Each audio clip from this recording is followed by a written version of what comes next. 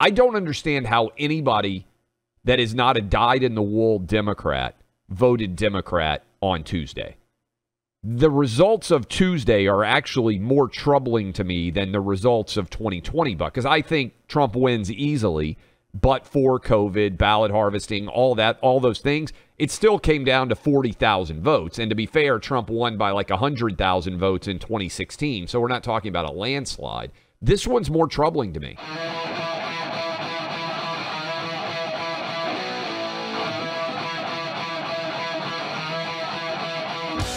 We still don't know all the numbers. We don't have all the data, unfortunately, because Nevada and Arizona continue to dribble out results, and that is where the Senate will be decided. We're also waiting on official news in the House, although things look good.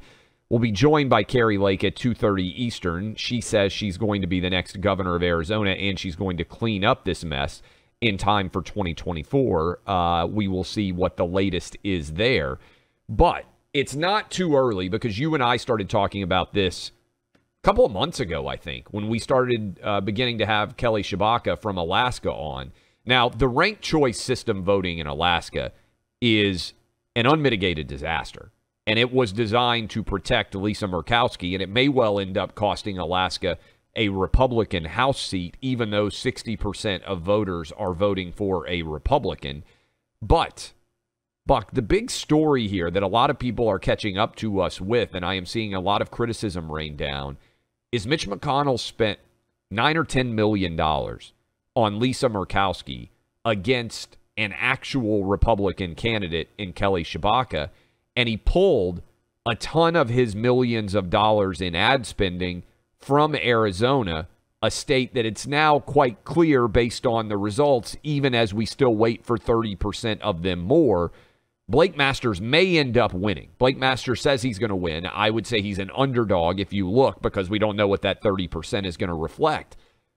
But what would $10 million for Blake Masters have done? It might well have put him directly over the finish line here and won Republicans the Senate. Certainly wasn't going to hurt. You know, this is the part of the after action from this election, which is not even decided yet, but we still have to dive into exactly what happened here, because, there are a lot of indicators that we were, as a party, and I would say that the Republican, machinery hadn't adapted really from 2020, did not learn lessons from 2020. Yeah. And, with Mitch McConnell, the Mitch defenders out there, and there are a lot of people that are GOP establishment that like to be invited to the fancy Capitol Hill cocktail parties, so to speak. The Mitch defenders will say, well, look, he spent all this money on this candidate or that candidate. Yeah, he's a Senate minority leader, and he's raising money to help candidates. Of course, he's going to deploy it for most Republicans in most places. That's just table stakes. That's just to be expected. But in the close races and in the places that really count, what he did is simply inexcusable. People say that Donald Trump, this is the criticism you're getting, Donald Trump put himself ahead of some of these candidates or whatever. Hold on a second. What about Mitch McConnell helping out his buddy Murkowski, who should be ejected from the Republican Party? Yes. And I am a hard and fast. If you voted against Kavanaugh, you have no place in the Republican Party. You have no place calling yourself a Republican. But Murkowski and McConnell are friends. They're buddies. He likes her. I'm sure he'd make some speech about how she knows how to get things done or whatever. But the fact of the matter is he likes her. And he doesn't like Shabaka, and it was Trump's candidate. So he took money that was raised supposedly to help the Republican Party and does exactly the opposite, really. I mean, he's not only is he using money stupidly in Alaska, but he also cut money off from Blake Masters, and he didn't put everything that could have been put behind some of these candidates, and it could be Senate control. And folks, we understand Senate control is a big deal. We don't know. There could be a Supreme Court seat that you never know. There could be a Supreme Court seat that opens up. We don't know. There will be some federal judges and some other appointee positions. I mean, just the Senate control is a big issue here. So, man, we need to be very honest about it, because the people were saying, oh, there was a red wave. No, there wasn't the red wave that we were expecting. and it was maybe okay. We don't know. We need to figure out why. Because, Clay, if we're not getting a red wave with the worst inflation in 40 years, with the most unpopular president in recent memory at this stage of his presidency, a deeply unpopular president, the most radical Democrat Party we have ever seen, the most open border, the greatest lawlessness we've ever seen, and this is just by the numbers. We had a 30% increase in homicides from 2020 to 2021 that has proved durable, unfortunately, and Democrats are lunatics on crime, and we still weren't able to. Yeah, I'm happy Lee Zeldin did his best. He closed the gap, but we didn't win the New York race. We didn't win Michigan. We didn't win these places. We need to ask why and what needs to change and how we do it the next time around. I'm sorry, but there was way in my mind, and people say, why weren't you saying this before? Because I wanted to see how this election goes. Maybe way too much focus on 2020, way too much psychological attachment to 2020, and we already won and they cheated, so we know what we're doing. This time around, we did not make the necessary adjustments as a party to make this red wave happen. I think we just need to be honest about that. And that's why I'm so disappointed about the results, because 2020, you could at least argue, if you were an independent and you were one of these relatively rare swing voters, I can see the argument. Now, I didn't buy it, and I argued that it was the wrong one. But in 2020, when Joe Biden ran and he said, I'm going to bring back normalcy, I'm going to govern from the middle, I'm going to solve COVID, I understand why there were people who would respond to that argument. I don't understand how anybody that is not a dyed-in-the-wool Democrat voted Democrat on Tuesday. The results of Tuesday are actually more troubling to me than the results of 2020, Buck, because I think Trump wins easily, but for COVID, ballot harvesting, all those things, it still came down to 40,000 votes. And to be fair, Trump won by like 100,000 votes in 2016, so we're not talking about a landslide. This one's more troubling to me. They were looking at how they could drive up vote. I mean, the vote count. You look at a place like Pennsylvania. This is a great example because the Fetterman phenomenon. Look, man, I'm just like you. I was wrestling with that one. Clay and I were watching in real time and texting each other basically in agony for the future of the Republic here. We're like, this guy? You have got to be kidding me. They just elected this guy. Now, keep in mind, who's the president? Somebody who also, if we're being honest and care about leadership capability, cognitive ability, would never be president. They don't care. Democrat, and they're not going to start caring, by the way. They just elected a dead person. And now they'll say, oh, well, that's like a... But that's a fact. They just elected a dead guy. It's the strength of your party, frankly, when you can elect a dead guy. I mean, let's be honest. That's commitment. So here's why we got a problem. I'm just going to dive into Pennsylvania for a minute. What happened in Pennsylvania in 2020? Okay, so they used COVID to change the rules. They violated the state constitution in Pennsylvania, but then no judge was going to say that they're going to throw out ballots, even though they should not have changed some of the rules in the ways that they did. And there's a lot of minutiae you get into, but here's the floor right now. Here's what happens. They now have this mail-in ballot. Democrats have this mail-in ballot system. They're mailing ballots out to people all over the state. They now have a huge registration advantage. And they are pushing and pushing, mail it in, get it in as early as possible, get it in as early as possible, which was particularly helpful when you have a candidate who is Fetterman. I mean, I don't even know what to say. Tons of people voted before that debate ever happened, Buck. They had no idea what his health condition was. They didn't care. Doug Mastriano was way too focused on, how the 2020 election was stolen. And please don't send me angry emails about how it was stolen. It didn't work for this election. His focus on that issue was to the detriment of his campaign. We had Doug on. I wanted Doug to win. I think Doug would be obviously a lot better than Shapiro. My point just being, the Democrats were able to do effectively a base turnout election in Pennsylvania using their existing vote infrastructure that they have because of COVID. And our side's like, show up on election day because that's the traditional way. Okay, well, we just lost. We just lost to John Fetterman and by Shapiro. 4 points, Buck. It wasn't even particularly close. That's exactly my point, Clay. We didn't lose by Fetterman on the margins. Fetterman kicked Oz's butt, everybody. It needs to be said out loud. And by the way, it's not even a knock on Oz. I mean, it wasn't a great, but Oz is a smart guy. I think he could have gotten it done. They have a better system. And when we understand we are fighting political systems now, the candidate in some of these places is almost marginal.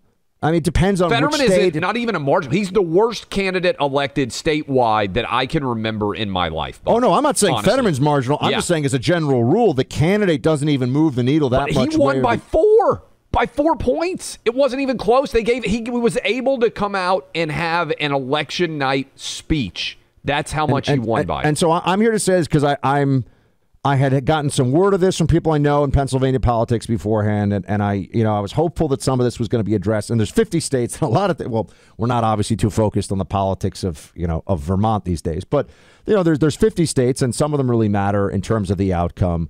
But I'm just saying this right now so everyone's clear. If we don't address, and by the way, same conversation about Arizona. Look at the vote counting and all this mess. We had a mess before. It wasn't fixed. Now, I know people would say, well, maybe we didn't have the power to fix it. All right, well, then we need to see what the rules are, and we need to win so that we can change, so that we actually have elections that don't take days or even weeks to count up. Clay, right now in Pennsylvania, barring a miracle, the Democrats will win in 2024, whoever the candidate is. You're right. That is the truth. And until we start accepting these things, we're going to have very disappointing outcomes in winnable states. I'm not here crying over California. We're not crazy. We're talking about where we could have won. And to your point, Fetterman won by a lot. So, I mean, 4 points? I just can't get over it, Buck. 51-47. It wasn't remotely close, really, when you consider the state. Yeah, so this is why when people are saying, oh, but, there are people that are trying to blame Trump for Oz in Pennsylvania, and to this I just say pretty much any candidate would have lost in Pennsylvania for the GOP based on the political realities of the ground game and the system in Pennsylvania. The state GOP needs to wake up, and this is being replicated in many other states right now.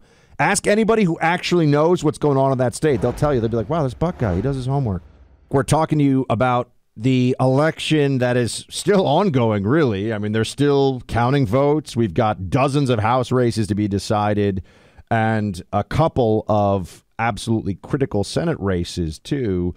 Our friend Lauren Boebert, who is out in Colorado's 3rd District, she, as of right now, according to the Associated Press, is up by, I'm going to tell you the exact vote count so you can hear this. 157,743 votes to her opponent's 157,357 votes. So just to be clear, we've been telling you some of these races will come down to thousands and perhaps hundreds of votes. Far more people listening to this show on one station of the half a dozen we're on, or whatever it is in Colorado. So I'm just noting how tight these margins are. And Lauren's awesome, by the way. She's a great lady. She's a mom. She's a small business owner. She's really, she's fiery. Clay and I are fans. This is the kind of stuff, Clay, that goes for comedy, apparently, over at MSNBC. One of their commentators wanted to make this joke about Lauren Boebert, who is currently ahead, by the way, in her re-election battle. Play it. What's the meaning if Lauren Boebert, the second most popular QAnon congressperson in MAGA, what if she loses? And what job will she have? Because I don't even think shooters exist anymore. I don't think shooters exist anymore. Well, I guess it might be a gain for OnlyFans. I don't know what she would do in this scenario, but I think that for symbolically, to take out one of the poster childs of the MAGA movement, someone who has been an absolute disgrace to the office that she holds, would be a great feather in the cap and would, I think, cement the fact that this has been an absolute unmitigated disaster for the MAGA wing of the Republican Party. This individual who is, there's so much I want to say, but we're on the radio show and the profanity is not allowed. Lauren is a congresswoman. And before that was a successful local business owner and a wife and a mom. Can you imagine, Clay, if and she's about to be a member of Congress again, it looks like. Can you imagine if a Republican went? And I know that they do this because they can, meaning the hypocrisy is the point. But I am, just for a moment here, all the libs who pretend, oh, we care so much about, sensitivity and women's empowerment. They're so full of it. It's all a game to them. I always think that if a guy is like, oh, I'm a huge feminist, first of all, he's probably if you're a woman, you loser. should not be on a date with him because he's gross. But he probably should run in the opposite direction because he's trying to cover for something. Also, he thinks that's his angle for you to actually like him. He thinks that you like beta males who beg for attention. And I know there's a lot of women out there that roll their eyes when they hear things like that. But, man, I think it would be hysterical. If she ends up winning this race, she has so many amazing angles to go in response to this MSNBC clip. But, Buck, she could start an OnlyFans. Just put up pictures, from Capitol Hill, like normal everyday life. I bet she would raise millions of dollars that she could donate to any charity in Colorado that she wanted to. I don't know what the rules are on how you can raise money from OnlyFans for political-related causes. I'm not an expert on that. But the way that clip has played, her coming back and winning this race, she has so many incredible directions she can go. Now, we should say what she's up 400. Is that the tally right now? 100 votes. Yep. Out of hundreds of thousands that were cast in that race. And we don't know how many more votes still might be to be arriving or where those are coming from, certainly. And unfortunately, this is too prominent of a story from so many different places. But, Buck, we were talking about the importance of your vote. Given how tight the House is, her seat, if she ends up retaining it, could be massively important to the Republican majority. And so anybody who voted out there in Colorado, you might be able to literally say, like, I was 1/400th of the reason why the Republicans ended up taking back the House and retiring Nancy Pelosi. That's a pretty incredible accomplishment. It's why we've been hammering so hard on you have to get out and vote. You just have to do it, period.